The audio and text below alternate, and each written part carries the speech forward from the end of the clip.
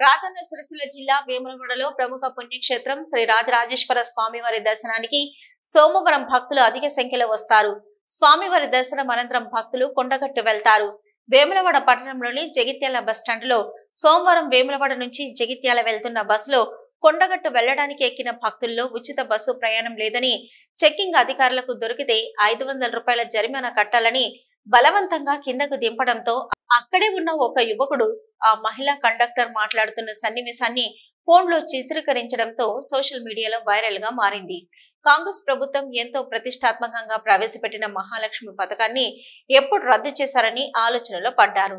మహిళలకు ఉచిత ప్రయాణం లేదని, దింపేసిన మహిళా కండక్టర్ పై చర్యలు తీసుకోవాలని భక్తులు కోరుతున్నారు.